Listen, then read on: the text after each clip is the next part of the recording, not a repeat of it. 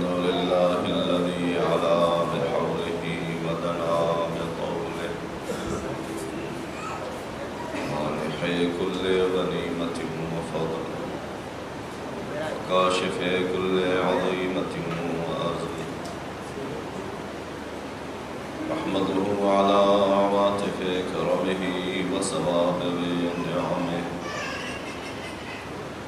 وأؤمن به أولا باديا وأستهديه قريبا هاديا وأستعينه قاهرا قادرا وأتوكل عليه كافيا ناصرا والصلاة والسلام على أمين وحيه وخاتم رسوله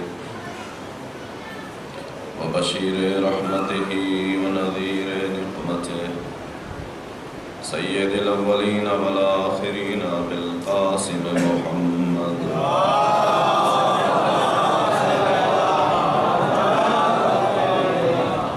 وعلى أهل بيته الطيبين الطاهرين المعصومين المظلومين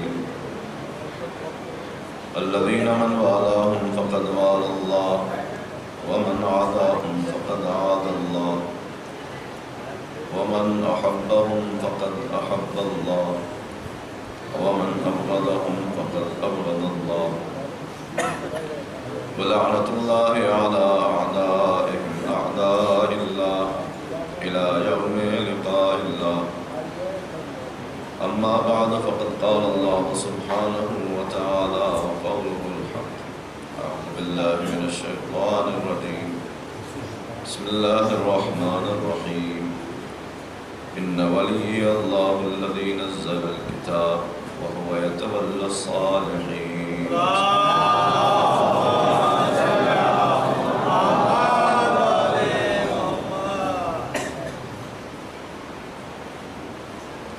آپ سبھی حضرات تھکے ہوئے ہیں غالباً آپ کے سلوات بھیجنے کے طریقے سے محسوس ہو گیا مجھے کہ آپ سب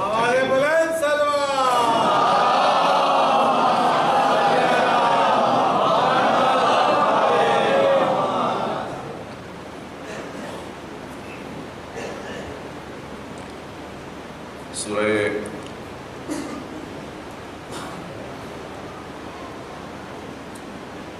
اعراف کی 196 نمبر کی آیت 196 نمبر کی آیت ہے جس کو یہاں گفتگو کے لیے انتخاب کیا ہے، اور اسی کے ذیل میں کربلا مظہر ولایت کے عنوان سے گفتگو جاری ہے۔ چند باتیں اپنے سلسلے کو آگے بڑھانے کے لیے گزشتہ تقریروں میں سے آپ کے حوالے کرنا چاہتا ہوں تاکہ انشاءاللہ سلسلہ کلام جڑ جائے اور اگلے مرحلے تک پہنچنا آسان ہو جائے۔ خالق کائنات نے ارشاد فرمایا کہ پیغمبر فرما دیجئے کہ یقیناً میرا ولی وہی خدا ہے جس نے کتاب نازل کی ہے، اور وہ نیک لوگوں صالح لوگوں کی سرپرستی فرماتا ہے، ان کی تدبیر اس کے ہاتھ میں ہے، اور صالح لوگوں کی ولایت اس کے ہاتھ میں ہے۔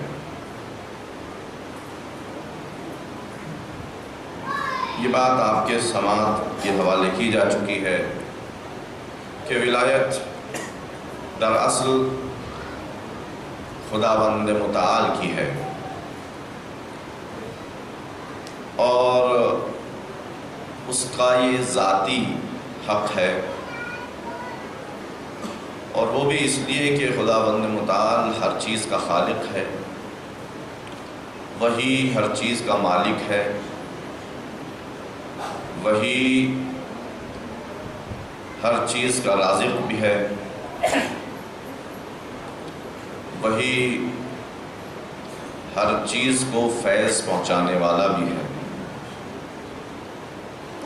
اس کے علاوہ کوئی ایسا نہیں جو ہر چیز کا مالک ہو، ہر چیز کا رازق ہو،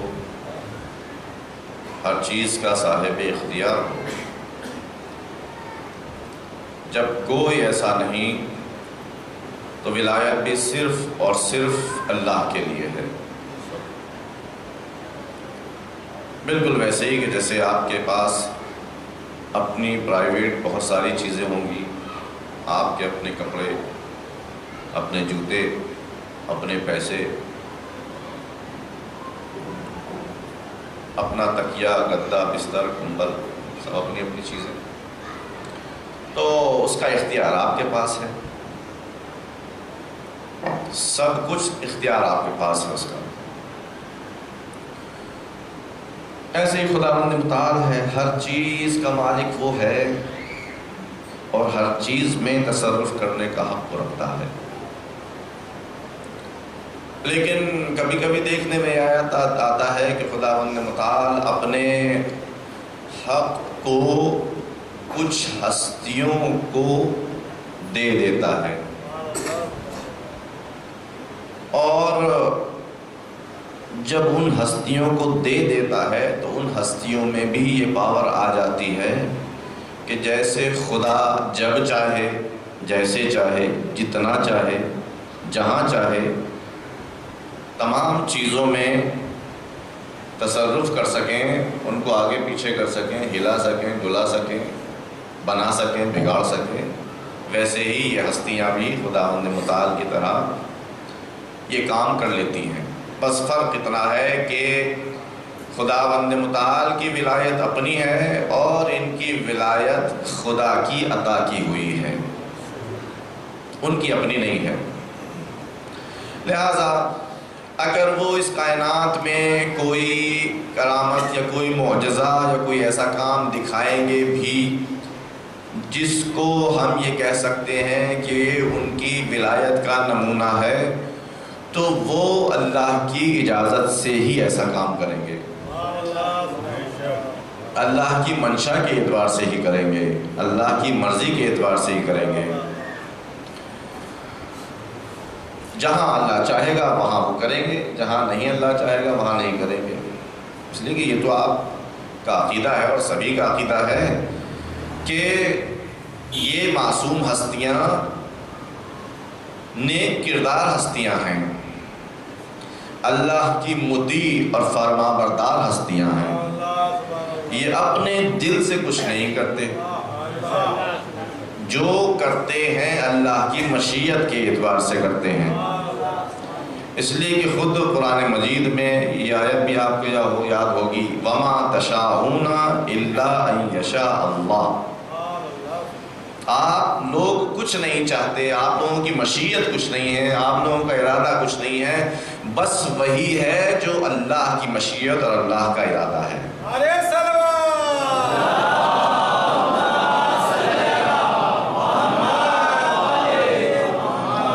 اور جب ایسا ہے تو پھر ہم ان ہستیوں سے اگر کچھ مطالبہ کریں گے تو ہرگز یہ سوچتے ہوئے مطالبہ نہیں کریں گے کہ خدا دے یا نہ دے، یہ ضرور دے دیں گے، خدا دے یا نہ دے یہ دے دیں گے، ہرگز یہ نہیں سوچیں گے۔ اس لیے کہ پوری چین ہے، سب سے پہلے ولایت خدا کی، اور وہی ولایت خدا نے اپنی تھوڑے سے فرق کے ساتھ حضرت کے سپرد کر دی۔ البتہ اس کا مطلب یہ نہیں ہے کہ سپرد کر دی تو خود وہ بیکار کہ سارا اختیار دے دیا، نہیں، وہ محفوظ ہے اپنی جگہ پر، اس کے خزانے میں کچھ بھی عطا کرنے سے ذرہ برابر بھی کمی نہیں آتی، اس کا خزانہ ایسا ہے۔ پوری کائنات کو ابتدائی خلقت سے لے کے اور انتہائی خلقت تک جو بھی عطا کرے گا وہ اس کے خزانے میں سے ایک سوئی کی نوک کے برابر بھی کم نہیں ہوگا۔ اس کا خزانہ ہمارے خزانے کے جیسا تھوڑی ہے کہ ایک نوٹ نکلتے ہی اس میں سے کمی آ گئی، ہرگز نہیں، وہ ویسا ہی ہے جیسا تھا، رہے گا ویسا ہی جیسا ہے۔ ویسا ہی اس کا خزانہ، اس میں کوئی کمی آنے والی نہیں ہے۔ یہ تو اس دنیا میں انسانوں کی خصوصیت ہے کہ اللہ نے فرمایا کہ ما عندکم ینفد وما عند اللہ باق، جو کچھ بھی تمہارے پاس ہے وہ فنا ہونے والا ہے، ختم ہونے والا ہے، آہستہ آہستہ ختم ہونے والا ہے، اور کبھی کبھی ایک دم سے بھی ختم ہو جاتا ہے، لیکن جو کچھ اللہ کے پاس ہے وہ باقی رہنے والا ہے، باقی رہنے والا ہے۔ اور اسی وجہ سے تو ہم یہ کہتے ہیں، اسی وجہ سے تو ہم کہتے ہیں کہ غم سید الشہداء ہمیشہ باقی رہے گا، اتنے اطمینان سے اسی لیے کہتے ہیں کیونکہ سید الشہداء نے اپنے آپ کو خدا کے ارادے سے ملا دیا۔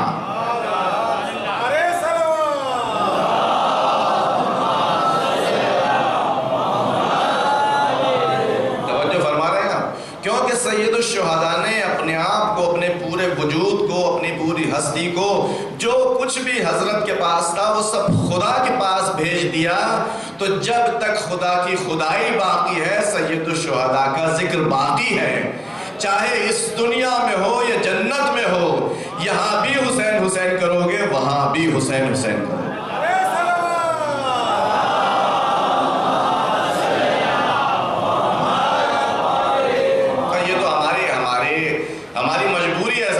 حسین حسین کے بغیر رہ ہی نہیں سکتے، تو جب اس دنیا میں نہیں رہ سکتے تو اللہ کو معلوم ہے کہ یہ حسین کے چاہنے والے ہیں، جنت میں بھی یہ موقع فراہم کرے گا کہ وہاں بھی حسین حسین کر سکو، اس کے بغیر رہ ہی نہیں سکتے، اور اللہ جنت میں وہ تمام چیزیں فراہم کرے گا کہ جس کے بغیر آپ رہ نہیں سکتے وہاں بھی، لیکن ذرا کوشش کرنی پڑے گی وہاں تک پہنچنے کی، اس لیے کہ وہ فری میں جنت ملنے والی نہیں ہے، بغیر زحمت کی ملنے والی نہیں ہے۔ مثال دے دوں ایک عدد آپ کو جنت کے سلسلے میں، یہ بتائیے کہ آپ کے پاس دنیا کا کتنا حصہ ہے؟ ہر کسی کا اپنے اعتبار سے ہے حصہ، ایک پیسے بھی ہیں، کپڑے لتے بھی ہیں، جگہ بھی ہے، مکان بھی ہے، تعلقات بھی ہیں، جاب بھی ہے، کارخانہ، سب کچھ ہوگا آپ کے پاس، یہ سب دنیا کا تو حصہ ہے۔ کتنا ہے یہ؟ جتنا بھی ہے، کسی کے پاس 1000 روپے ہوں گے، کسی کے پاس 10,000 ہوں گے، کسی کے پاس 1 لاکھ ہے، کم زیادہ ہوں گے ہر کسی کے پاس۔ روزانہ مزدوری کرنے والا 200-400 روپے کما لیتا ہے، کسی کی جاب ہے تو وہ 1000 کما لیتا ہے، کسی کا کارخانہ تو اور زیادہ کما لیتا ہے، کوئی کسی کے پاس بہت بڑی فیکٹری تو اور زیادہ ہے، تو دنیا ہی سب یہ ہر کسی کے پاس ہے، جس کے پاس بھی ہے، جو اس دنیا میں اس کے پاس ہے دنیا کا حصہ۔ مگر اب سوال میں آپ سے یہ کرنا چاہتا ہوں کہ یہ دنیا جو کچھ بھی آپ کے پاس ہے، کیا بغیر زحمت کے آپ کو ملی ہے؟ بتائیے، آپ نے اس کے لیے زحمت کی ہے کہ نہیں کی ہے؟ یا نہیں کی ہے زحمت؟ آپ کے پاس جو کچھ بھی دنیا ہے اس کے لیے آپ نے زحمت کی ہے۔ اور اب دوسرا سوال یہ بتائیے کہ دنیا بہتر ہے کہ جنت بہتر ہے؟ بتائیے، دنیا بہتر ہے کہ جنت بہتر؟ جنت بہتر ہے۔ تو جب یہ مختصر سی دنیا، ناچیز سی دنیا، جی یہ بغیر زحمت کے انسان کے ہاتھ میں نہیں آتی، تو وہ جنت جو اس سے بہتر ہے وہ کیسے بغیر زحمت کے آ جائے گی؟ صلوات بھیجے محمد و آل محمد پر۔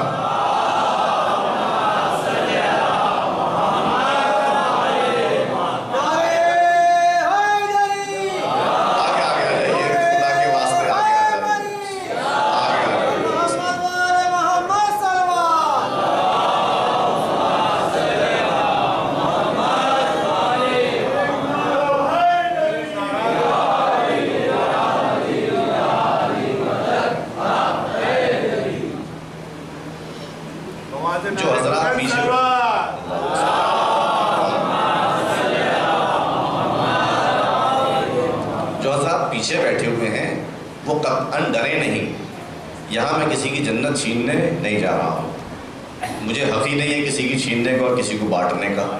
وہ دوسرے لوگ ہیں جو جنت بانٹ کے چلے جاتے ہیں، شاید ان کے پاس تھوڑا تھوڑا سا اور آگے آ جائے، بھی بہت گنجائش بہت ہے ابھی، تھوڑا سا تشریف لے آئیے، آ جائیے، آپ بھی آ جائیے، آپ بھی آ جائیے بزرگوار، آپ بھی آ جائیے، تھوڑے سا آپ بھی آ جائیے، ادھر بھی بہت گنجائش ہے، تھوڑا تھوڑا سا اگر آ جائیں گے تو بڑی محبت آپ کی نوازش۔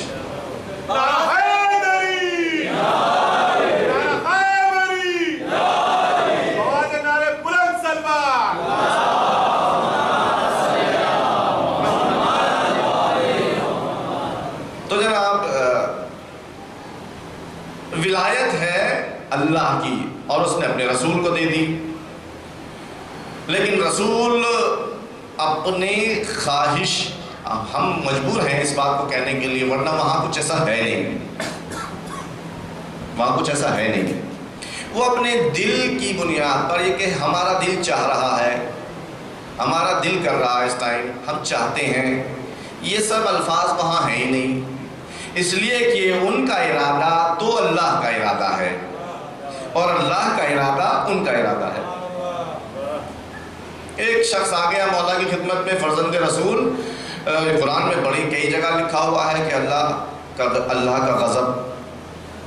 اللہ کا غضب، اللہ کا غضب، اور آپ تو یہ فرماتے ہیں کہ اللہ کے تو جسم تو ہے نہیں، جسمانی تو ہے نہیں اللہ، تو جب جسم ہی نہیں ہے اس کے تو پھر وہ کیسے غصہ کرتا ہے؟ غصہ تو سب جسم کی چیزیں ہیں، وہ غصہ کیسے کرتا ہے؟ میں کیا عرض کرنا چاہتا ہوں آپ کی خدمت میں کہ ان پاک ہستیوں کی مشیت اللہ کی مشیت ہے۔ فرزند رسول یہ بتائیے کہ اللہ جو غصہ کرتا ہے یا لوگوں سے خوش ہو جاتا ہے، لوگوں سے راضی ہو جاتا ہے، وہ کیسے ہوتا ہے؟ اس کے جسم تو ہے ہی نہیں، پتہ کیسے چلے گا کہ وہ ناراض ہوا؟ پتہ کیسے چلے گا کہ وہ خوش ہوا؟ آخر اس کا راز کیسے کھلے گا؟ تو فرزند رسول نے یہی فرمایا کہ دیکھو اللہ جب غضبناک ہوتا ہے یا خوش ہوتا ہے، اس کا مطلب یہ ہے کہ جو اللہ کا ولی ہے وہ غضبناک ہوتا ہے، وہی خوش ہوتا ہے۔ آپ تک یہ بات پہنچ رہی ہے کہ جب اللہ کا ولی ناراض ہوتا ہے تو اللہ ناراض ہوتا ہے، اور جب اللہ کا ولی خوش ہوتا ہے تو اللہ خوش ہوتا ہے۔ قربان جاؤں رسول خدا کے اس قول کے کہ فرمایا کہ اللہ فاطمہ کے غضب سے غضبناک ہوتا ہے، ان کے خوشی سے خوش ہوتا ہے۔ صلوات بھیجے محمد و آل محمد پر۔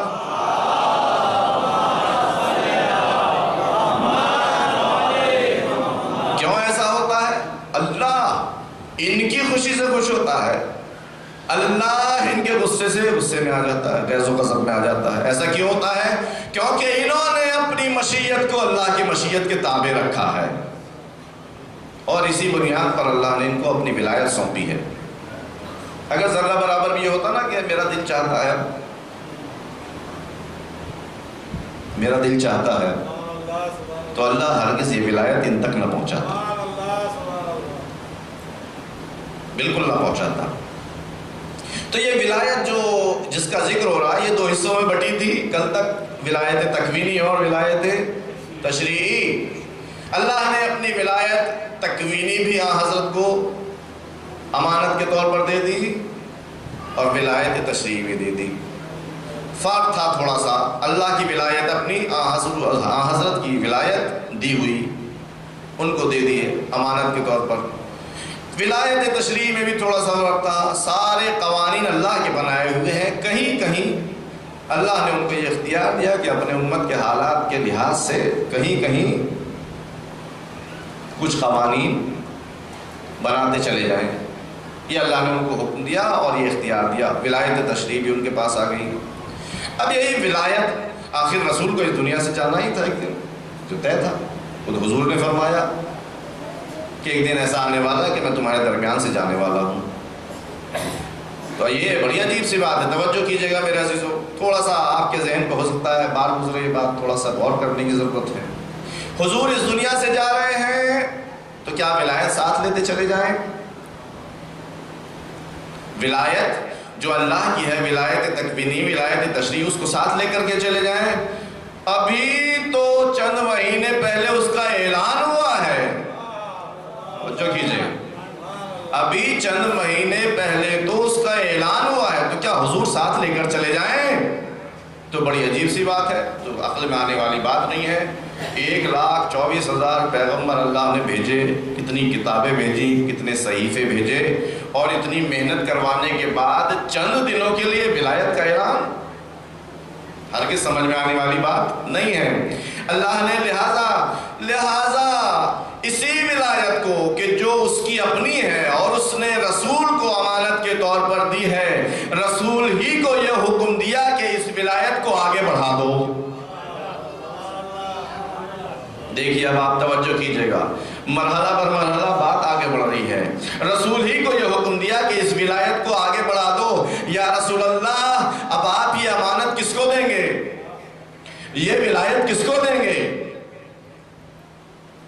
شاید جواب میں یہ فرمائیں کہ غور کرو کہ اللہ نے ہمیں کیوں دی ہے یہ ولایت، تو تمہیں شاید یہ آئیڈیا ہو جائے کہ اب ہم کسے دیں گے۔ اب آیتیں تو بعد میں پڑھی جائیں گی، ذرا سا غور کر لیں، سسٹم سمجھ لیں۔ یا رسول اللہ نے آپ کو ہی یہ ولایت کیوں دی؟ ایک مثال آپ کے سامنے کہ بھائی آپ کے یہاں بھوپال میں ڈی ایم صاحب ہوں گے، کتنا پڑھنے کے بعد وہ ڈی ایم بنے؟ یہ معلوم ہوگا آپ کو، مجھ سے بہتر معلوم ہوگا کتنا پڑھے وہ، کتنی زحمتیں کی، کتنی ٹریننگ کی، جی کتنا ان کا تجربہ رہا ہوگا سرکاری جاب میں، کیا کیا جتن کیے ہوں گے، وہ بن گئے ڈی ایم۔ آپ کو کام پڑا ڈی ایم صاحب سے، گئے آفس میں دیکھا ڈی ایم صاحب ہے نہیں، موڈ فوراً خراب ہو گیا آپ کا، بتائیے اب موقع پڑا تو ڈی ایم صاحب ہے نہیں، غصہ کر کے وہاں سے نکلنے لگے۔ جو چپراسی تھا اس نے بولے بھائی صاحب خیریت، کیوں آپ اتنا غصے میں ہیں؟ کہنے لگے ڈی ایم صاحب سے کام تھا، وہ ہے نہیں، کہ کیسے ڈی ایم بنے جب رہتے نہیں ہیں؟ تو نہ غصے ہونے کی کوئی بات نہیں، یہاں ڈپٹی ڈی ایم موجود ہیں جی، آپ کو جو کام ہے وہ ڈپٹی صاحب پورا کر دیں گے۔ اب ہمارے جو ہے چہرے پر خوشی آ گئی، اطمینان ہو گیا، چلو کوئی تو ہے۔ ڈپٹی صاحب کے پاس پہنچے، پورا کام ہم نے جو کرنا تھا وہ ہم نے کرا لیا اپنا، اور بالکل ویسے ہی انہوں نے وہ کام کیا جیسے ڈپٹی ڈی ایم صاحب خود کرتے۔ میں نے کہا ڈپٹی ڈی ایم صاحب جو ہیں آپ یہاں تک کیسے پہنچے؟ آخر آپ تو دیکھنے میں بڑے عام سے آدمی لگ رہے ہیں، ہمارے ہی جیسے لگ رہے ہیں، بالکل ایسے ہی آپ نے سوٹ بوٹ پہنا ہوا ہے، آخر اس پوسٹ تک کیسے پہنچے؟ کہنے لگے بھائی جیسے ڈی ایم، توجہ کیجیے گا، جن حالات کے تحت، جس کوالیفیکیشن کے ساتھ، جس تجربے کے ساتھ، جس ٹریننگ کے ساتھ ڈی ایم اس مقام تک پہنچا ہے، وہی حالات میرے ساتھ بھی گزرے، میں نے بھی ویسی ایجوکیشن لی ہے، میں نے بھی ویسی ٹریننگ کی ہے، میں نے بھی وہی تجربہ، سب کچھ وہی کیا ہے، تبھی مجھے جا کر یہ پوسٹ ملی ہے، ورنہ یہ پوسٹ ایسی ہے ہر کسی کو یہاں پر آنے نہیں دیا جاتا، کسی ایس پی کو، کسی ڈی ایس پی کو، کسی داروغہ کو، کسی تھانے دار کو اس پوسٹ پر آنے نہیں دیا جائے گا جب تک کہ اس میں وہی صلاحیت نہ ہو جائے۔ توجہ کیجئے، جب تک اس میں وہی صلاحیت نہ ہو جائے جو ڈی ایم صاحب میں ہے۔ بس یہی عرض کرنا چاہتا ہوں، یا رسول اللہ آپ کو اللہ نے ولایت کیسے دے دی؟ آخر آپ تو بشر ہے نا، آپ تو ہمارے ہی جیسے انسان ہے نا، خدا تو وحدہ لا شریک ہے، اس کے جسم نہیں ہے، جسمانیت نہیں ہے، آخر آپ کو اللہ نے وہ ولایت کیسے دے دی؟ تو رسول اللہ فرمائیں گے کہ قرآن کی آیتوں میں اگر غور کرو گے تو تمہیں پتہ چل جائے گا، اللہ رب العالمین ہے، میں رحمت للعالمین ہوں۔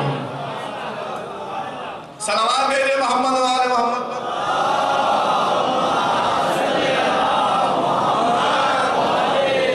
دیکھ رہے ہیں آپ، وہ بھی عالمین کے لیے اور یہ بھی عالمین کے لیے، تھوڑے سے فرق کے ساتھ۔ اب اس سے زیادہ یہاں مزاق کی گنجائش نہیں بڑھنے والی، آگے بھی گفتگو رہ جائے گی۔ تو یا رسول اللہ اب آپ تشریف لے جا رہے ہیں اس دنیا سے، تو یہ مقام کس کو دیں گے آخر؟ توجہ فرمائیے گا میرے عزیزو، یہ مقام دے دیجئے کسی کو، اتنے بڑے بڑے اکابر موجود ہیں، بڑے بڑے تاجر، بڑے بڑے درے والے، تلوار والے، خنجروں والے، ڈاڑیوں والے، کیسے کیسے بتاؤں آپ کو، ایسے ایسے افراد موجود ہیں، ایک سے ایک مسن موجود ہیں جن کی ریش سفید ہے باقاعدہ، اور وہ اسی بنیاد پر بعد میں پتہ نہیں کہاں پہنچ گئے۔ ان کو بنا دیجئے۔ کہا تم نے توجہ نہیں کی، خدا نے ہمیں کیوں ولی بنایا؟ کیونکہ ہم خدا کی صفات کے مظہر تھے۔ توجہ کیجئے گا،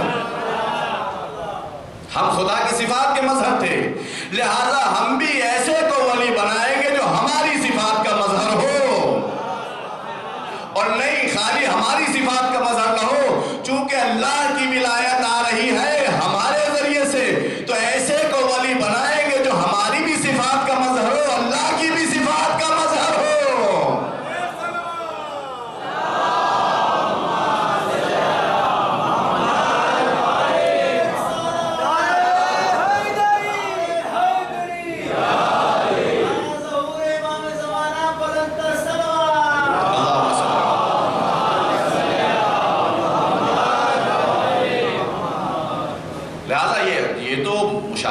ضروری ہے بھائی، یہ قابلیت ہونی ضروری ہے، ورنہ یہ ولایت تو کسی کو بھی آپ دے دیں، ایسے تو نہیں ہو سکتا، ایسے نہیں ہو سکتا کہ کسی کو بھی دے دی جائے۔ یہ قابلیت ہونی ضروری ہے اس انسان میں جس کے پاس یہ ولایت آ رہی ہے،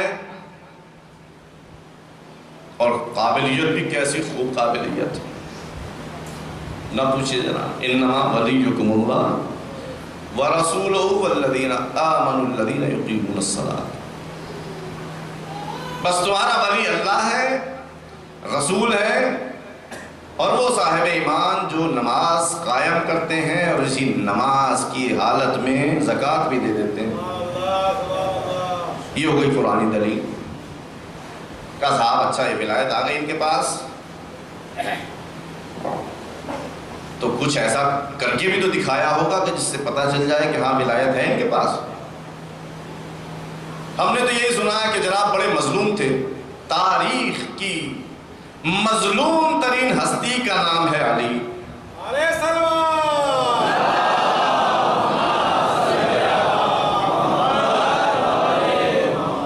سنا ہے آپ نے، اور واقعی ایسا ہے، تاریخ کی مظلوم ترین شخصیت۔ ارے کیسے ولی ہیں، اتنی مظلومیت، آخر اللہ کے ولی تھے، اتنی مظلومیت کیسے ہوگی کہ سب سے بڑے مظلوم؟ جی ہاں، وہ ایک اپنے آپ ایک چیپٹر ہے کہ ان کی مظلومیت کیا ہے، کیسے ہے، کیوں ہے، کس حد تک ہے، وہ سب الگ چیپٹر ہے۔ لیکن ایسا ہو سکتا ہے کہ ایک شخصیت، ایک ذات ولی بھی ہو اور اس کی مظلومیت بھی سب سے زیادہ ہو۔ میں نے آپ کے سامنے کل پرسوں وہ حدیث حضرت کی بیان کی تھی، جب حضرت نے فرمایا کہ ما اوذی نبی کما اوذیت، ایسا کوئی نبی پریشان نہ کیا گیا جیسا میں پریشان کیا گیا۔ تو بھائی 1,23,999 انبیاء کی تکلیفیں ایک طرف اور میرے سرکار کی تکلیفیں ایک طرف، تو یہ کیسے ولی ہیں؟ اتنی تکلیفیں ان کو دی گئی، بالکل ویسے ہی جیسے کہتے ہیں لوگ کہ پھر یہ علی کیسے ولی ہے کہ اتنی پریشانیاں، اتنی مصیبت، بالکل ویسے ہی جیسے حضرت کے ساتھ۔ کہا صاحب یہ شیعہ ایسی باتیں کرتے رہتے ہیں، ان کو بھی ولی بنا دیا۔ ولی بننے کے لیے معصوم ہونا ضروری ہے۔ کیوں معصوم ہونا ضروری ہے؟ بس اشارے کر کے بات آگے بڑھا رہا ہوں۔ معصوم ہونا کیوں ضروری ہے؟ اس لیے اگر انسان معصوم نہیں ہوگا تو اپنے دل کی بات کرے گا، اور اس ولایت کے حامل ہونے کے لیے ضروری ہے کہ اپنے دل کی بات نہ کرے، اللہ کی پسند کی بات کرے، اور ہمیشہ ہر حال میں اللہ کی پسند کی بات وہی کر سکتا ہے جو معصوم ہو۔ کیا ضروری معصوم؟ سرکار آپ کے پاس ولایت ہے، اب یہ شیعہ ایسی ہیں، ان کو بھی ولی بنا دیا، ان کو گویا پیغمبروں سے بھی آگے بڑھا دیا، جتنے انبیاء ہیں یہ سب سے آگے کر دیا ہے۔ کہتے ہیں عام طور سے لوگ کہ آپ تو علی کو پیغمبروں سے بڑھا دیتے ہیں، اور اتنا بڑھا دیتے ہیں، بہت ہی غلو کرتے ہیں آپ ان کی شان میں۔ یہ صحابی ہیں، پیغمبر کے بھائی ہیں، داماد ہیں، اسلام لانے والے میں سب سے پہلے، یہ سب ٹھیک ہے، اسی وجہ سے ہم بھی کہتے ہیں کرم اللہ وجہ، جی رضی اللہ نہیں کہتے ان کو، کرم اللہ وجہ کہتے ہیں۔ کیوں؟ اس لیے کہ ایمان لانے والوں میں سب سے آگے تھے اور انہوں نے کبھی کسی بت کی عبادت نہیں کی۔ تو ہم بھی کہتے ہیں یہ بات تو ہمیں بھی قبول ہے کہ وہ رسول کے بھائی ہیں، رسول کے داماد ہیں، انہوں نے کبھی بتوں کی پرستش نہیں کی، ہمیشہ رسول کے ساتھ رہے، یہ سب تو ہمیں بھی قبول ہے۔ لیکن اب اتنا بھی نہیں، اتنا بھی کیا کہ آپ لوگ ان کو ولی بنا کر کے، معصوم بنا کر کے انبیاء سے آگے بڑھا دیں، اور اتنا بڑھا دیں کہ اب آپ ان کو کہیں کہ حضور کے علاوہ تمام انبیاء سے وہ خود افضل ہیں۔ اگر ولایت ان کے پاس نہ ہوتی تو شاید ہم بھی نہ کہتے، چونکہ ولایت ان کے پاس ہے لہٰذا ہم کہنے پر مجبور ہیں، نہ کہیں گے تو پھر کھوٹ ہمارا ہے۔ کیسا ولایت؟ جی ہاں ولایت کا کچھ ولایت کے آثار بھی تو ہونے چاہیے نا، آخر حضرت کی زندگی میں کچھ آثار بھی تو، جبھی تو پتہ چلے گا۔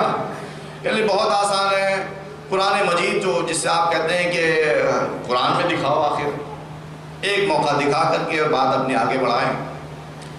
ایک خاتون تھی جو حکومت کر رہی تھی کسی زمانے میں، اچھی خاصی ایک پاپولیشن تھی ان کے اوپر اس کی حکومت تھی، اور وہ اللہ کو نہیں مانتی تھی۔ ایک ہدہد نامی پرندہ اڑتے اڑتے اڑتے اڑتے وہاں پہنچا، اس نے دیکھا رہے یہ تو سورج کی پرستش کرتے ہیں، اور ان کا بادشاہ جو ہے وہ بھی خاتون ہے، لیڈی۔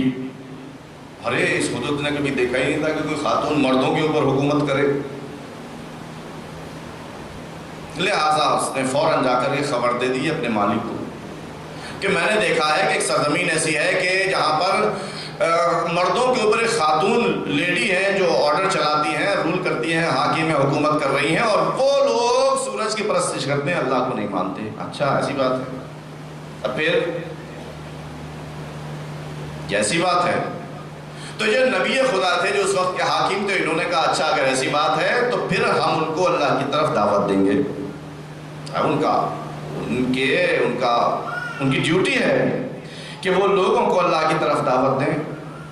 کہا جاؤ ہماری طرف سے خط لے کر کے چلاؤ، وہ خط چلا گیا، وہاں سے جواب آ گیا۔ میں ان باتوں میں آپ کو الجھانا نہیں چاہتا، میں تو اصلی اپنے موقع پر اس پہ آنا چاہتا ہوں بات پر۔ جب وہ خاتون اپنی پوری فوج اور پورے اپنی حکومت کے ساتھ سلیمان نبی کی طرف آنے لگے تو انہوں نے کہا کہ بھائی کوئی ایسا ہے کہ جو اس کے تخت کو اس کے آنے سے پہلے ہمارے پاس لے آئے؟ تو پتہ نہیں کہاں ہوں گے، وہ چل پڑے وہاں سے، انہوں نے پیغام دے دیا کہ ہم آ رہے ہیں۔ اب اس زمانے میں کوئی ایسا تو تھا نہیں کہ جیسے آج کے زمانے میں کوئی انسان بس سے جاتا ہے، کوئی ٹرین سے جاتا، کوئی جہاز سے جاتا، کوئی راکٹ سے جاتا اور اسپیڈ بڑھ جاتی ہے۔ سب کے ایک جیسے وسیلے تھے، اونٹ تھے تو اونٹ ہی تھے، گھوڑے تھے تو گھوڑے ہی تھے۔ اب ایسا تو نہیں کہ ایک آدمی ڈبل اسپیڈ سے چلا جائے گا، ٹرپل اسپیڈ سے چلا جائے گا۔ ادھر سے وہ پوری فوج چل دی، پوری حکومت چل دی، ادھر سے کہہ رہے ہیں کہ جاؤ لے کر کے آؤ۔ اب پہلے تو جائے گا پھر آئے گا، تو اس کا مطلب ان کے آنے سے پہلے یہ نہیں آ پائے گا۔ تو میں نے آپ پیچیدگی کو، ان حالات کو آپ نے سمجھا۔ تو قرآن مجید میں لکھا ہے کہ ایک جن تھا، جن، اس نے کہا کہ سرکار، چونکہ جن بھی ان کے قبضے میں تھے، سرکار اگر آپ اجازت دیں تو اتنے کہ آپ اپنی جگہ سے اٹھیں، میں جا کر کے وہ تخت لیتا ہوں۔ جن آپ اتنے اپنی جگہ سے اٹھیں، کتنی دیر لگے گی اس میں؟ 1 سیکنڈ 2 سیکنڈ جو بھی لگے گی، اتنے میں جا کر کے اٹھا کر کے لے آؤں گا۔ اب یہاں کہنے کو تو بہت ساری باتیں ہیں، لیکن میں اپنی گفتگو تک آنا چاہتا ہوں۔ ابھی یہ بات ہو رہی تھی تو جناب سلیمان کو لگا کہ بھائی 1-2 سیکنڈ تو دور کی بات ہے، دیر کی بات ہے، اس میں تو دیر ہو جائے گی، 1-2 سیکنڈ میں بھی دیر ہو جائے گی۔ کوئی اور توجہ کیجئے گا میرے عزیزوں۔ اب یہاں قرآن مجید بڑے ہی لطیف انداز میں کہتا ہے وَقَالَ الَّذِي عِندَهُ عِلْمٌ مِّنَ الْكِتَابِ أَنَا آتِيكَ بِهِ قَبْلَ أَن يَرْتَدَّ إِلَيْكَ طَرْفُكَ۔ توجہ کیجئے گا، جن نے کہا تھا کہ اس سے پہلے کہ آپ اپنی جگہ سے اٹھیں میں وہ تخت لے آتا ہوں جو پتہ نہیں کتنے کلومیٹر دور ہے، کہاں ہے، سینکڑوں کلومیٹر دور ہے، اس کو میں لے آتا ہوں۔ لیکن ایک شخص دربار میں ایسا بھی تھا جس کو قرآن مجید نقل کر رہا ہے، فرماتا ہے کہ ایک شخص جس کے پاس کتاب کا تھوڑا سا علم تھا، اس نے کہا اے جناب سلیمان، اے میرے حاکم، اے میرے نبی، اس سے پہلے کہ آپ کی پلک جھپ کے میں لے آتا ہوں۔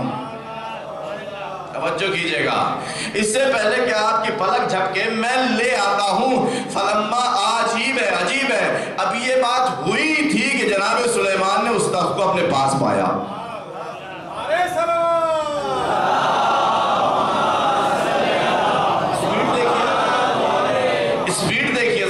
لائٹ کی سپیڈ چمکی اور وہ تخت وہیں آ گیا۔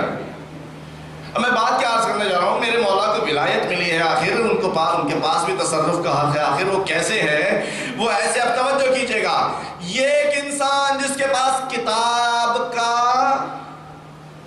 مختصر سا علم تھا، اس کے اندر یہ پاور پیدا ہو گئی کہ اس نے پلک جھپکتے ہی وہ جو چیز وہاں تھی وہ یہاں بلا دی۔ توجہ کیجئے گا، اگر علی یہ نہ کہتے تو بات ثابت کرنا مشکل ہو جاتی، پر روایت میں یہ لکھا ہوا ہے، کتابوں میں بھری پڑی ہے بات۔ جب حکومت ظاہری مل گئی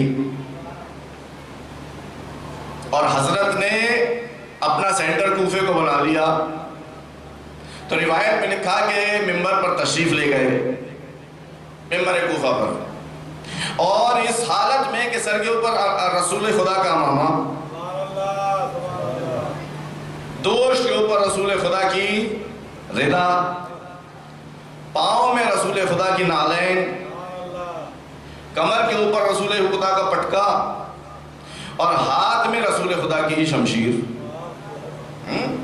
یہ روایت کے الفاظ، اور جا کر بیٹھنے کا انداز بھی لکھا کہ علی نے ممبر پر ٹیک لگائی اور ایسے انگلیاں کر کے اپنے بدن مبارک پر رکھ لی۔ اب جب آدمی ایسی تو بیٹھے گا، روایت کے الفاظ ہیں، لہذا میں اس کو نقل کر رہا ہوں، رکھ لیا۔ اور اس کے بعد حمد و ثناء الہی کی، عزیز و توجہ کیجئے گا، میں اپنے مقام تک آ رہا ہوں، ایسے ہی بیٹھے بیٹھے حمد و ثناء الہی کی، لوگوں کو خطاب کر کے پہلا اسٹیٹمنٹ دینے جا رہے ہیں اپنی حکومت کا، توجہ کیجئے، پہلا اسٹیٹمنٹ دینے جا رہے ہیں، کس حالت میں؟ سر کے اوپر رسول خدا کا امامہ، دوش کے اوپر رسول خدا کی عبا، کمر میں رسول خدا کا پٹکا، پاؤں میں رسول خدا کی جوتیاں، ہاتھ میں رسول خدا کی شمشیر، اور پہلا خطبہ دینے جا رہے ہیں۔ حمد و ثناء الہی کرنے کے بعد فرماتے ہیں، ایھا الناس سلونی قبل ان تفقدونی، اے لوگوں پوچھو جو پوچھنا ہو اس سے پہلے کہ میں تمہارے درمیان سے گزر جاؤں۔ توجہ کیجئے گا میرے عزیزو، بڑی عجیب سی بات ہے۔ اب یہاں میں حضرت سے سوال تو کر ہی سکتا ہوں، اے علی، لوگ نہ جانے کب سے ظلم و ستم کا شکار رہے ہیں، ان کو تو درہم و دینار کی باتیں سنائیے، علم کی باتیں نہ سنائیے۔ مولا یہی تو جواب دیں گے، تم نے دیکھا نہیں میرے سر پہ رسول خدا کا امامہ، دوش کے اوپر رسول خدا کی عبا، پیروں میں رسول خدا کی جوتیاں، ہاتھ میں رسول خدا کی شمشیر۔ مطلب تمہیں یہ سمجھانا چاہتا ہوں کہ آج چہرہ تو علی کا ہے مگر سیرت رسول خدا کی ہے۔ توجہ کیجئے،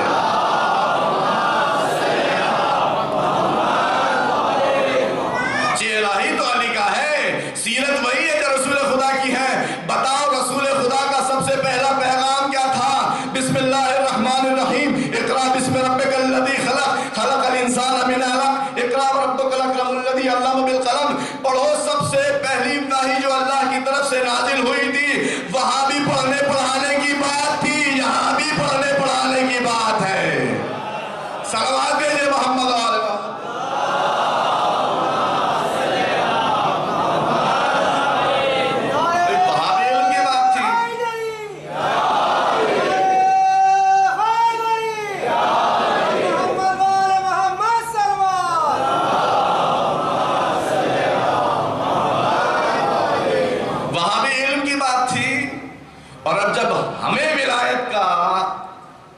ولایت کو امپلیمنٹ کرنے کا موقع ملا، تو اب ہم بھی پڑھنے پڑھانے کی بات کریں گے۔ سلونی قبل ان تفقدونی،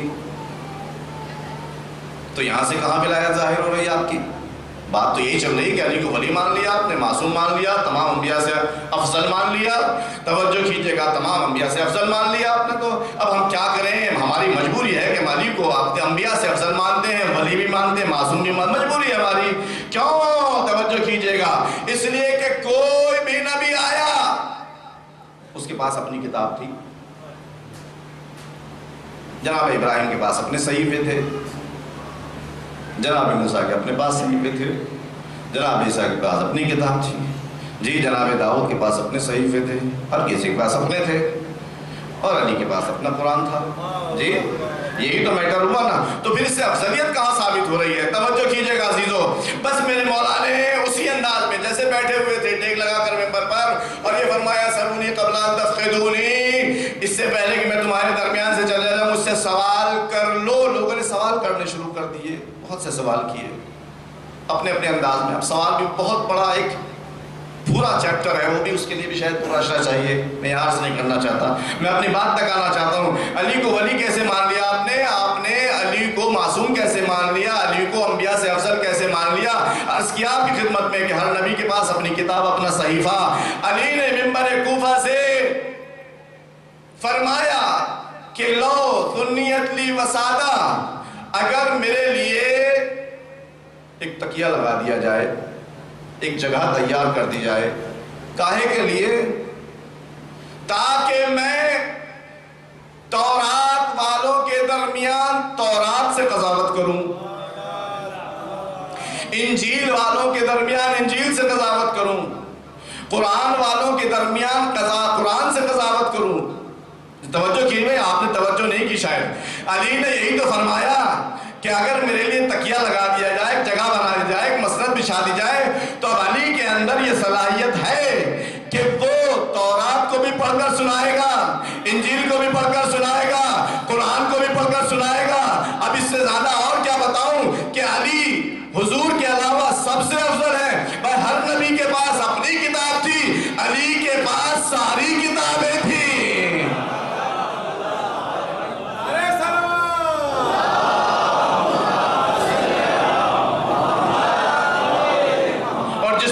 سب کا علم ہوتا ہے، ہر انسان اس کے سامنے جھکا ہوا نظر آتا ہے. اب توجہ کیجئے گا میرے عزیزو، وہ انسان جس کے پاس کتاب کا تھوڑا سا علم تھا، وہ پلک جھپکتے ہی تخت کو وہاں سے یہاں لے آیا. جس کے پاس ساری خدائی موجود، جس کے پاس ساری خدا کی کتابیں موجود، وہ کیوں کر پلک جھپکنا، تو کیا صرف ارادہ کر کے کیوں نہ مردے کو زندہ کر دے. صلوات پہ محمد و آل محمد.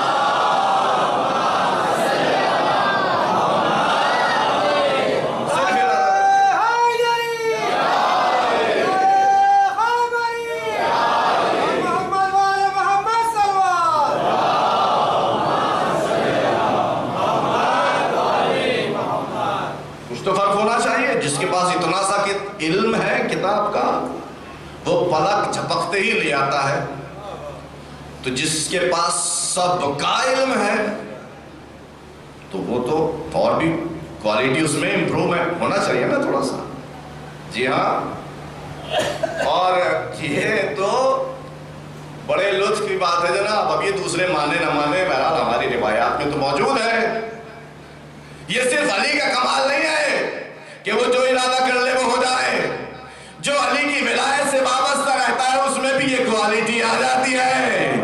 جو ارادہ کر لے وہ ہو جاتا ہے، اس میں بھی آ جاتی ہے کوالٹی، آ جاتی ہے یہ کوالٹی. واقعات بھرے پڑے ہیں تاریخ میں بھی اور آج کے زمانے میں بھی. جو ارادہ کر لے، ولایت سے چپکا رہے تو خالی دم نہ بھرے. خالی دم بھرنے والوں کا ہمارے ہی جیسا ہوتا ہے، خالی دم بھرنے والوں کا. لیکن جو چپکا رہے اس کے حالات بہت اچھے ہوتے ہیں، بہت ہی اچھے ہوتے ہیں. کیا کہنے جناب، ایسے اچھے کہ نہ پوچھ. تو میرے سرکار حضور آپ نے ولایت کس کو دے دی؟ آخر علی کو دے دی. کیوں دے دی؟ اس لیے کہ علی میرے جیسے ہیں. آپ کو کیسے ملی؟ کہ میرے اندر بھی خدا کی صفات پائی جاتی ہیں. تو پھر حضور یہ فرمائیے کہ بہتر نہیں کہ علی کو بھی آپ کو بھی دونوں کو خدا کہنے لگے؟ بہتر نہیں ہے؟ کہ خدا کو تو ہم نے دیکھا نہیں ہے، خدا تک ہماری رسائی اتنی آسانی سے ممکن ہے نہیں، اس کو ہم دیکھ بھی نہیں سکتے. تو پھر آخر بہتر نہیں کہ آپ کے اندر اتنی صفات ہیں خدائی کی، تو آپ کو ہم خدا کہنے لگیں. جیسا کہ بعض ذاکرین خطبہ کہہ رہے ہیں، آپ کو پتا ہے انٹرنیٹ کے اوپر سب موجود ہے. کہنے والا کہتا ہے کہ بھائی خدا میں اور علی میں بس اتنا ہی فرق ہے، اگر دکھائی دے جائے تو علی، نہ دکھائی دے تو خدا. جی اصل میں یہ فیصلہ اس نے اس لیے کیا کہ بیچ کی کڑی چھوٹ گئی اس سے. بیچ کی کڑی چھوٹ گئی. توجہ کیجئے گا میرے عزیزو، یہ ایک بات ہے جو بریکٹ میں عرض کرنا چاہتا ہوں. خدا تک پہنچنا ہے تو خدا کے بعد نبی کا نمبر آتا ہے. ان کے بعد علی کا نمبر آتا ہے جی. اور علی کی طرف سے خدا تک پہنچنا ہے تو پہلے علی تک پہنچو، پھر نبی تک پہنچو، پھر خدا تک پہنچو. یہی ہے سلسلہ. اگر بیچ میں سے کوئی بھی ایک کڑی ٹوٹ گئی تو پتہ ہی ہے آپ کو پھر رزلٹ کیسا ہی آئے گا. کیسا آئے گا؟ علی کو خدا میں ملانے لگیں گے لوگ. نعوذ باللہ ونستغفرہ. علی کو خدا میں ملانے لگیں گے لوگ. ایک شخص ہمارے جیسا مولا کی خدمت میں پہنچا. ہمارے اور آپ کے چھٹے امام حضرت جعفر صادق علیہ السلام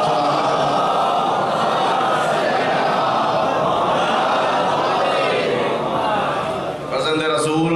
معاشرے میں، سماج میں بہت سے لوگ ہیں جو کہتے ہیں کہ ہم نبی ہیں.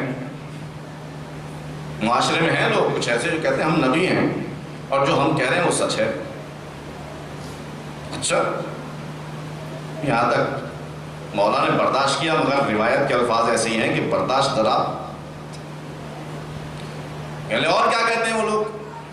وہ لوگ یہ کہتے ہیں کہ ہم تو نبی ہیں اور ہمیں جو نبی بنا کر بھیجا ہے وہ ہمارے خدا جعفر صادق نے بنا کر بھیجا ہے. ان کو کیا بنا دیا؟ خدا. اب ظاہر نبی ہیں تو کوئی نہ کوئی تو بھیجے ان کو، بغیر خدا کے تو نبی آئے گا نہیں، تو ان کو خدا بنا دیا. اے عزیزو، اب جو مولا کی جو حالت ہوئی ہے اسے تو میں بعد میں کہوں گا. ایک جملہ بس سن لیجیے. بہت سے انسان ہیں معاشرے میں، سماج میں، پرانے زمانے سے لے کر ابھی تک اور آئندہ بھی رہیں گے، جو اپنی روٹیاں سیکنے کے لیے حقیقتوں کو تبدیل کرنے کے درپے رہتے ہیں. اپنی روٹی سیکنے کے لیے اچھا کچھ بھی کرنا پڑے، کچھ بھی کرنا پڑے.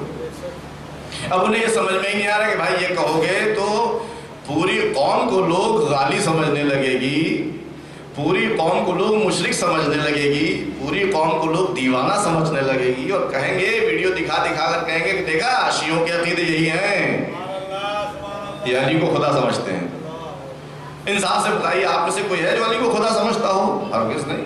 نعوذ باللہ ونستغفرہ. میں خدا سے بھی استغفار کرتا ہوں اگر میری زبان پر بھی ایسا کبھی کلمہ آیا اور میرے دل میں یہ خطور آئے. آپ کی طرف سے بھی استغفار کرتا ہوں، پوری شیعہ قوم کی طرف سے استغفار کرتا ہوں کہ کوئی نہیں ہے شیعہ قوم میں کہ جو علی کو خدا سمجھے. اگر شیعہ قوم میں کوئی دو چار لوگ یا ایک آدھ کوئی گروپ ایسا پیدا ہو گیا ہے کہ جو علی کو خدا میں ملانے لگے تو سمجھ لینا یہ باہر سے آئے ہیں، اندر کے لوگ نہیں ہیں.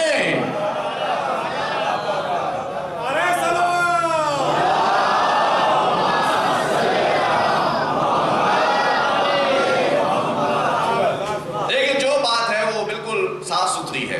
علی کو ہم ولی خدا مانتے ہیں، معصوم مانتے ہیں، تمام انبیاء سے سوائے آخری پیغمبر کے افضل مانتے ہیں، اور اس کی دلیلیں میں نے آپ کے سامنے دے دی.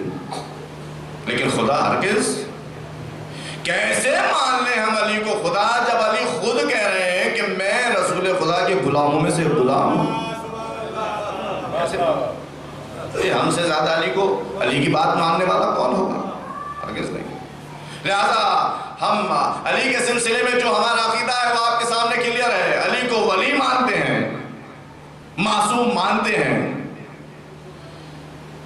لیکن خدا، ہاں یہ بات الگ ہے کہ چونکہ ان کے اندر وہ صفات ہیں جو اللہ نے ان کو عطا کی ہیں اور خدائی صفات ہیں، اسی بنیاد پر بہت سے لوگ دھوکہ کھا جاتے ہیں کہ بھائی جب ایسی صفات ہے تو خدا ہی ہوگا. نہیں میرے عزیزو، وہ ذاکر کی نہ مانیے گا جو یہ کہتا ہے، مانیے گا تو کس کی مانیے گا؟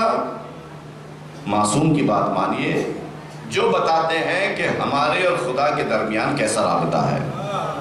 توجہ کیجئے گا میرے عزیزو، یہ ایک دو جملے ہیں جو آپ کی خدمت میں بطور ہدیہ اور تحفہ پیش کرنا چاہتا ہوں آج کے اس دور میں. مفاتیح الجنان میں شیخ عباس قمی نے رجب المرجب کی بہت ساری دعائیں نقل کی ہیں.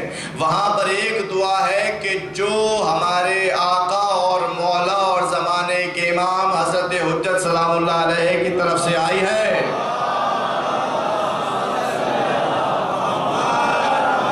یہ خود طرف سے دعا آئی ہے، معصوم نے ہی لکھ کر دی ہے کہ بھائی یہ دعا پڑھا کرو ماہ رجب میں، روزانہ یہ دعا پڑھا کرو، بسم اللہ الرحمن الرحیم، اللہم انی اسألک بمعانی جمیع ما یدعوک بہ ولاۃ امرک المامونون بصدقک، اور پوری۔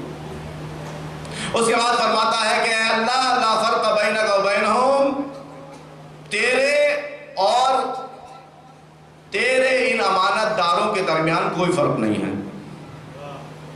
یہ کیا بات ہوئی؟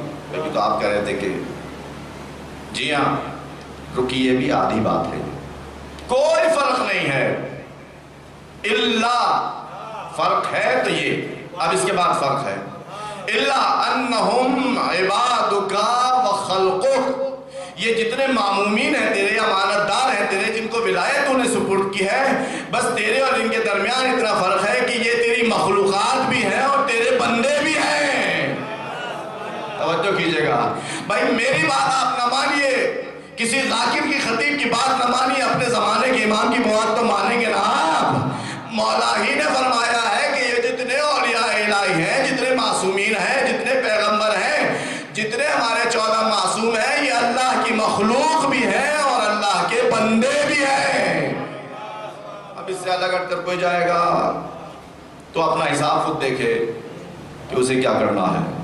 وہ بندہ مولا کی خدمت میں آیا تھا، امام کی خدمت، مولا ایسا کہتے ہیں ایسا کہتے ہیں ایسا کہتے ہیں کہ خود نبی ہیں اور آپ نے ان کو بھیجا ہے، کوئی آپ کو خدا مانتے ہیں، اور خالی یہی نہیں یہ بھی کہتے ہیں کہ وہی ہے جعفر صادق جو ہمیں روزی بھی دیتے ہیں، وہی ہے جعفر صادق جو ہمیں مارتے بھی ہیں، وہی ہے جعفر صادق جو ہمیں انعام بھی دیتے ہیں، وہی ہے جعفر صادق جو ہماری رزق و روزی کا انتظام کرتے ہیں۔ اللہ اکبر، روایت میں لکھا ہوا ہے کہ جیسے جیسے وہ اللہ کی ان مخصوص صفات کو مولا کی طرف منسوب کرتا جا رہا تھا، ویسے ویسے میرے مولا کے چہرہ کا رنگ بدلتا جا رہا اور مولا سجدے کی طرف جا رہے ہیں۔ آخر میں سجدے میں سر رکھ کر انہوں نے اللہ کے سامنے دعا کی، اے اللہ جو لوگ بھی میرے بارے میں ان صفات کے قائل ہیں، اللہ میں ان سب سے بری ہوں، ان سب سے بیزار ہوں، ان سب سے بیزار ہوں، میں ان صفات کو نہیں مانتا، میں ان صفات کا قائل نہیں، میرے دل میں حد بالکل ذرا برابر ان صفات سے متعلق کوئی محبت نہیں کہ مجھے کوئی ایسا کہے۔ اب آپ توجہ فرمائیے، ولایت اللہ کی ان کے پاس موجود ہے، صفات الہی کا بارز نمونہ ہے یہ لوگ، عصمت کے مقام پر فائز ہیں یہ لوگ، سب کچھ ہے، مگر اپنے آپ کو بندہ سمجھتے ہیں۔ جی اب آپ کو نیند آ رہی ہے چونکہ، تو میں ایک گوشہ بیان کر دوں تاکہ تھوڑی سی آپ کی نیند اڑ جائے۔ ایک صلوات پڑھ دیجئے محمد و آل محمد پر۔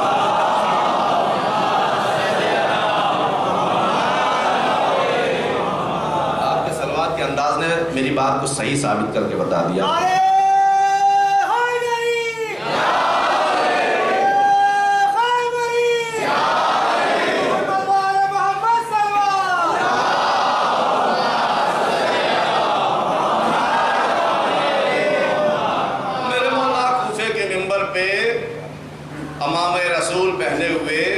پہلو میں شمشیر رسول خدا، کمر پہ پٹکا اور پیروں میں جوتیاں پہنے ہوئے بیٹھے، سلونی سلونی، اور ایک بار یہ دعویٰ نہیں کیا میرے مولا نے، کئی بار یہ دعویٰ کیا، کئی بار، وہ پورا ہے خطبہ صاحب، اس میں آپ دیکھیں گے تو ابھی جو مجھے یاد آ رہا ہے کوئی شاید 5-6 بار کم سے کم اس کے اندر بار بار مولا دہراتے ہیں سلونی سلونی،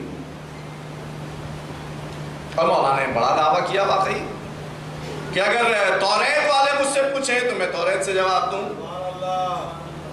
انجیل والے پوچھیں تو میں انجیل سے جواب دوں، قرآن والے پوچھیں تو میں قرآن سے جواب دوں۔ اب وہاں جو حالات لکھے ہوئے اس سے محسوس ہوتا ہے کہ قرآن والے تو موجود ہیں وہاں، نہ توریت والے موجود ہیں نہ انجیل والے موجود۔ اب کچھ بھی دعویٰ تو میں بھی کر سکتا ہوں بھائی، مگر دعویٰ ثابت پہ تو ہونا چاہیے، جبھی تو مزہ ہے۔ جی ابھی میں آپ سے کہہ رہا ہوں کہ جناب مجھے دنیا کی 10 زبانیں آتی ہیں، جی 10 زبانیں آتی ہیں۔ اب مجھے معلوم ہے کہ یہاں پر 5 زبانیں جاننے والے سے زیادہ کوئی اور نہیں ملے گا، اور میں نے کہہ دیا 10 زبانیں آتی ہیں، تو کیا میرا ایگزام لے سکتے ہیں آپ؟ تو 5 سے زیادہ آپ کو آتی نہیں، تو 6ٹھی زبان کیسے آپ لے لیں گے مجھ سے ایگزام؟ جی، اور میں نے دعویٰ کر دیا اور 5 زبانوں کا آپ نے ایگزام لے لیا، تو آپ نے سوچا کہ ہاں لگتا ہے کہ واقعی یہ ہو گیا کام، لیکن باقی 5 زبانوں کا کیا ہوگا؟ کیسے پتہ چلے گا کہ صحیح ہے کہ نہیں ہے؟ اب ہم آنکھیں بند کر کے تو ماننے والے ہیں نہیں، مولا آپ نے دعویٰ فرمایا ہے کہ آپ توریت والوں کو توریت سے، انجیل والوں کو انجیل سے، قرآن والوں کو قرآن سے فتویٰ بھی دے سکتے ہیں، جواب بھی دے سکتے ہیں، مسئلوں کا حل بھی کر سکتے ہیں، ان کا فیصلہ بھی سب کو کچھ کر سکتے ہیں، مگر زندگی میں کوئی کارنامہ ایسا دکھائیے کہ جہاں آپ نے یکجا قرآن والوں کو قرآن سے جواب دیا ہو، انجیل والوں کو انجیل سے جواب دیا ہو، توریت والوں کو توریت سے جواب، زبور والوں کو زبور سے جواب کچھ آپ نے کیا ہو۔ کوئی تاریخ میں ایسا واقعہ نہیں ملتا جہاں یکجا علی نے ایسا کام کیا ہو، اور وہ بھی کیسے؟ جیسا خود مولا نے فرمایا تھا کہ اگر کوئی میرے لیے مسند تیار کرے، لو سنیت لی وسادہ، اگر میرے لیے مسند تیار کرے کوئی، تو پھر میں انجیل والوں کو انجیل سے جواب دوں گا، زبور والوں کا زبور سے جواب دوں گا، توریت والوں کا توریت سے جواب دوں گا، قرآن والوں کا قرآن سے جواب دوں گا، لیکن مولا کی زندگی میں کوئی ایسا موقع نہیں آ پایا۔ تو اب ہمیں پتہ کیسے چلے آخر کہ یہ مولا نے جو دعویٰ کیا تھا یہ بھی تمام دعووں کی طرح صحیح ہے؟ بات تو جب ثابت ہو جائے۔ مولا نے یہ دعویٰ کس سن میں کیا؟ سن 36 ہجری میں، سن 36 ہجری میں، یعنی آج سے تقریباً 1300 کیا چل رہا ہے 40 اتنے سال پہلے مولا نے یہ دعویٰ کیا، اور مولا کی شہادت ہو گئی، اس دعوے کی دلیل نہ مل سکی۔ سن 200 ہجری کے آس پاس، توجہ کیجئے گا میرے عزیزو، سن 200 ہجری کے آس پاس بنی عباس کے خلیفہ نے علی کے ایک فرزند کو، جس کا نام بھی علی تھا، اپنے یہاں بلا لیا۔ کہاں؟ مشہد، آج کے مشہد، طوس، بلا لیا۔ حضرت چلے گئے، کیوں گئے، کیا کرنے گئے، کیا حالات ہو، سب اپنی جگہ۔ میرے مولا علی نے کیا فرمایا تھا کہ اگر کوئی میرے لیے مسند تیار کر دے، یعنی میں خود تیار کرنے والا نہیں ہوں، کوئی کرے گا تو میں تیار ہوں اس کے لیے۔ مامون نے بلا لیا، میرے عزیزو توجہ کیجئے گا، مامون نے بلا لیا، اور وہاں پہنچنے کے بعد ولی عہد بنا دیا، اور اس کو معلوم تھا کہ ان کو عالم آل محمد بھی کہا جاتا ہے، مگر اس کے دل میں جو خلش تھی ان کی طرف سے، جو حسد تھا، بغض و کینہ تھا، عداوت تھی، حسد تھا، جو کچھ بھی تھا، اس نے سوچا کہ کیوں نہ میں مختلف ادیان کے علماء کو اکٹھا کر کے ان کی تھوڑی سی عزت میں کمی واقع کر سکوں۔ توجہ کیجئے گا میرے عزیزو، اور اس نے کہا کہ فرزند رسول ایسا نہیں، ایسا ہو جائے تو کتنا اچھا ہے کہ آپ مختلف دین والے علماء کے ساتھ مناظرہ کریں، مباحثہ کریں، علمی بحث کریں، تاکہ سب کو آپ کے فضل کا پتہ چل جائے۔ بھائی اللہ اکبر، دل میں کچھ تھا، زبان پر کچھ تھا، مگر ہوا وہی جو زبان پر اس کے جاری ہوا تھا، اس وجہ سے نہیں کہ وہ سچا تھا، اس وجہ سے کہ اللہ کی مشیت یہ تھی جو علی نے دعویٰ کیا تھا وہ ثابت ہو جائے۔ توجہ کیجئے گا میرے عزیزو، اب مامون کی مولا کی طرف سے اجازت مل گئی، ٹھیک ہے بھائی، مولا کی طرف سے اجازت ملی، مامون نے مسند تیار کرائی۔ توجہ کیجئے، مامون نے مسند تیار کرائی، میرے مولا نے تیار نہیں کی، بالکل ویسے ہی جیسے علی نے دعویٰ کیا تھا۔ کوئی مسند تیار کروائے، کوئی مسند تیار کروائے، مامون نے تیار کروائی، اس پر علی بیٹھے، وہ علی بیٹھا جو سن 200 ہجری کے بعد آیا۔ توجہ کیجئے گا، سامنے یہودی بھی ہیں، عیسائی بھی ہیں، فارسی بھی ہیں، مسلمان بھی ہیں، یعنی انجیل والے بھی ہیں، زبور والے بھی ہیں، تورات والے بھی ہیں، قرآن والے بھی ہیں۔ مناظرہ و مباحثہ شروع ہوا، کس جگہ پر شروع ہوا؟ اسی مسند پر جو مامون نے بچھائی تھی۔ ارے مناظرہ مباحثہ شروع ہوا، وہ اپنی دلیل لائے، مولا نے ساری دلیلیں سن لی، بات یہی ختم ہو جاتی تو دعویٰ ثابت نہ ہوتا۔ میرے مولا نے امام رضا نے ان سے یہ فرمایا کہ میں اگر تمہارا جواب تمہاری کتاب سے دے دوں تو مانو گے؟ کہنے لگے آپ اور ہماری کتاب؟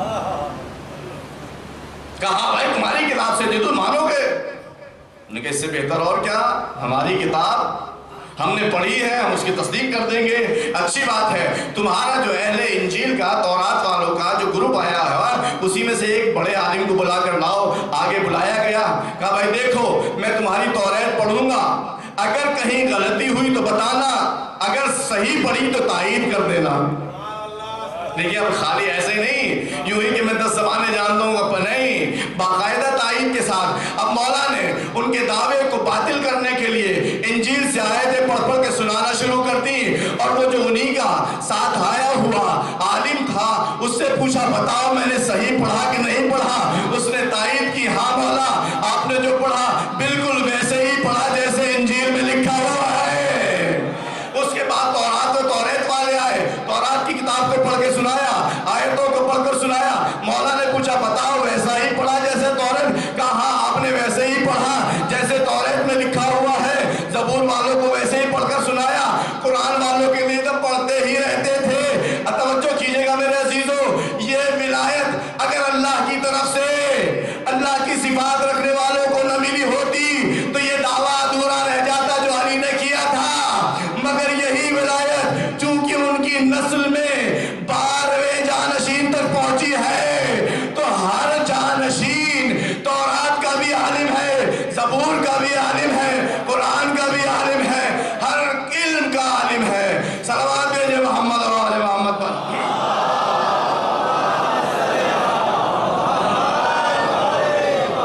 کہا تھا سن 36 ہجری میں، ثابت ہوا سن 200 ہجری، لیکن کوئی فرق نہیں آیا۔ مولا نے کہا کہ کوئی بچھا دے، کسی نے بچھایا، خود نہیں بچھایا۔ نام بھی علی اور کام بھی علی۔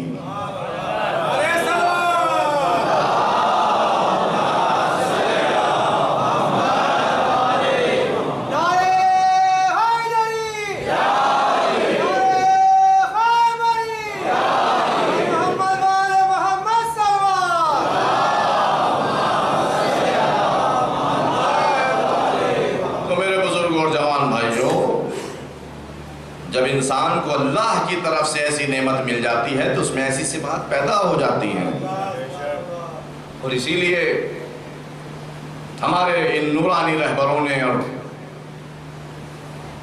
معصوم ہستیوں نے ہم سے یہ مطالبہ کیا ہے کہ ہماری ولایت سے وابستہ رہو تاکہ تمہارے اندر بھی یہ صفات پیدا ہو۔ وہ جو پل صراط آپ نے سنا نا کہ بال سے زیادہ باریک ہے، تلوار سے زیادہ تیز ہے اور آگ سے زیادہ گرم ہے، اس سے کون گزر سکتا ہے بھلا؟ گزرنا آسان ہے کیا؟ اگر ایک اینٹ کی دیوار کھڑی کر دی جائے اور مجھے سے کہا جائے کہ ذرا گزر جائیے، کیا بات ہے اور آپ سے بھی کہہ دیا جائے ذرا گزر جائیے، خالی میں ہی کیوں؟ یعنی ہم سب میں ایک اینٹ کی دیوار کھڑی کر کے 2 میٹر 3 میٹر اونچی دیوار کھڑی کر کے ایک اینٹ کی کہہ دیا جائے اس میں سے گزر جائیے، 2 میٹر نہیں چل سکتے، یا ادھر گر جائیں گے یا ادھر گر جائیں گے۔ تو جو صراط مستقیم بال سے زیادہ باریک ہے، تلوار سے زیادہ تیز ہے اور آگ سے زیادہ گرم ہے، تو اس پہ سے کیسے پار ہوں گے؟ کیسے پار ہوں گے آپ؟ بس ایک ہی طریقہ ہے، کسی ایسے سے وابستہ ہو جاؤ جو لائٹ سے بھی زیادہ تیز رفتار رکھتا ہے، جی جو لائٹ سے بھی زیادہ تیز رفتار رکھتا ہے۔ جب اس سے وابستہ رہو گے تو نہ اس کی باریکی کا اندازہ ہوگا، نہ اس کی تیزی سمجھ میں آئے گی، نہ اس کی گرمی لگے گی، پلک جھپکتے ہی ادھر سے ادھر پہنچ جاؤ گے، دنیا سے جنت میں پہنچ جاؤ گے۔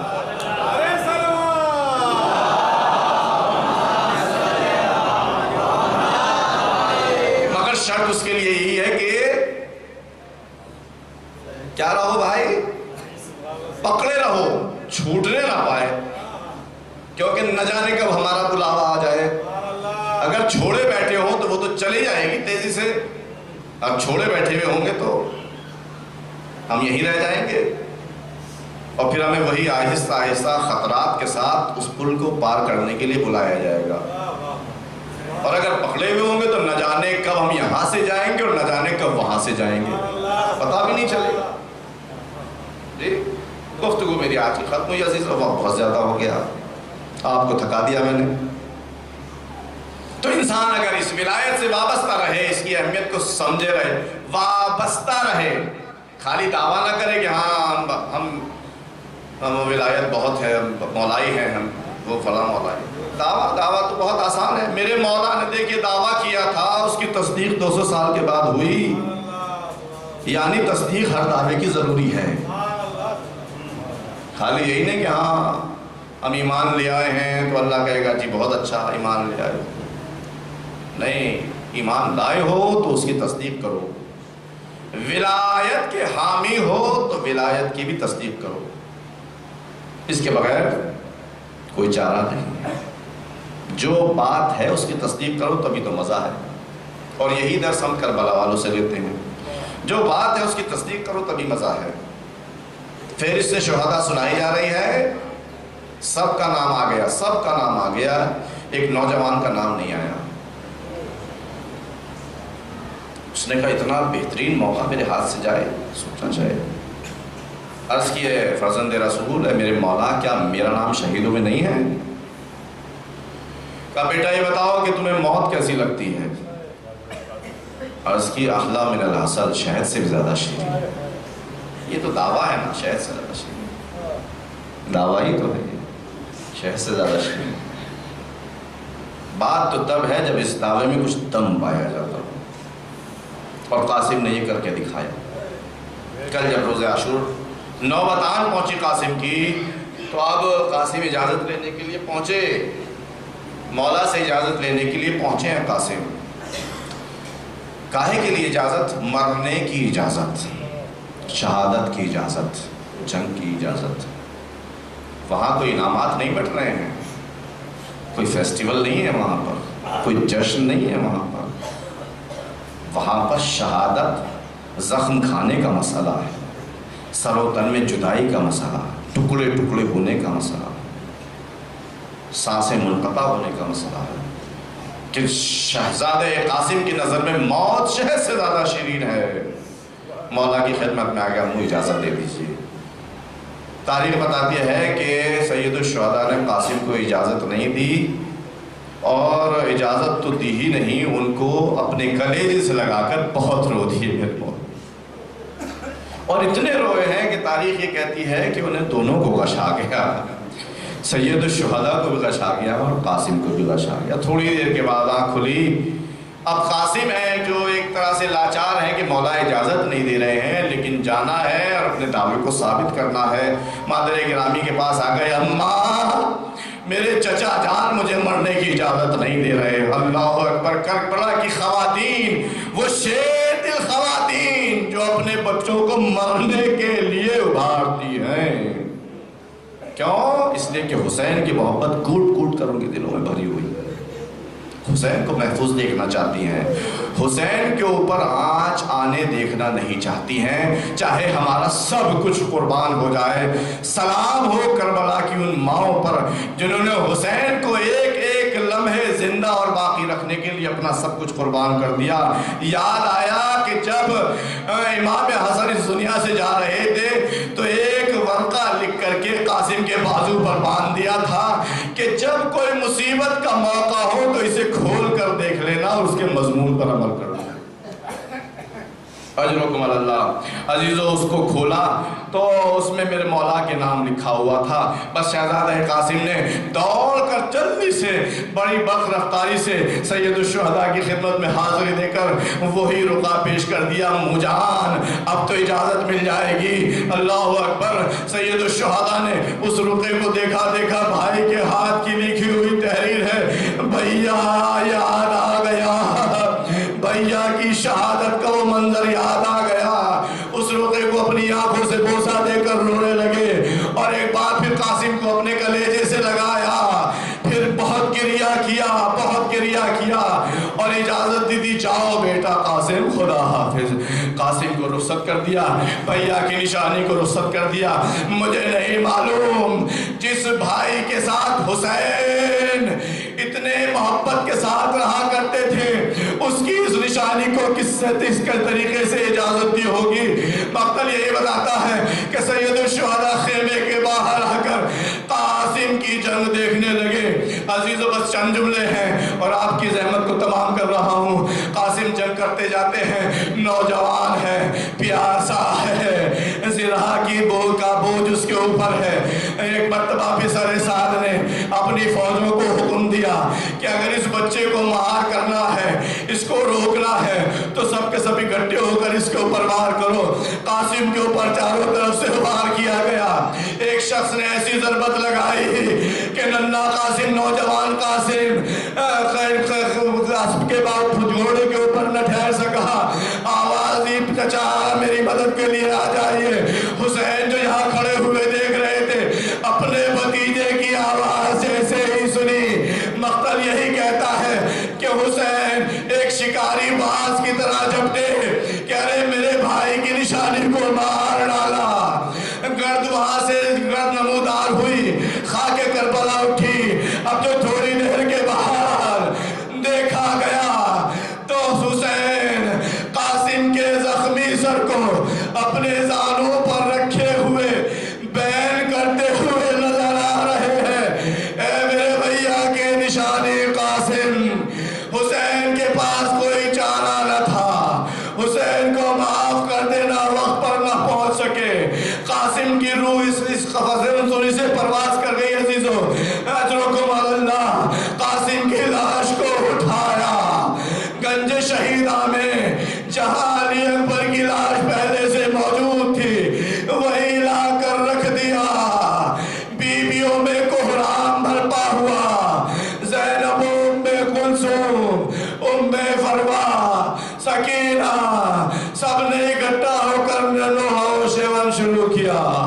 واہ محمدہ واہ علیہ۔ لو عزیزو، آل محمد کی ایک اور نشانی اس دنیا سے چلی گئی۔ واہ مظلومہ، انا للہ و انا الیہ۔ ماتم حسین۔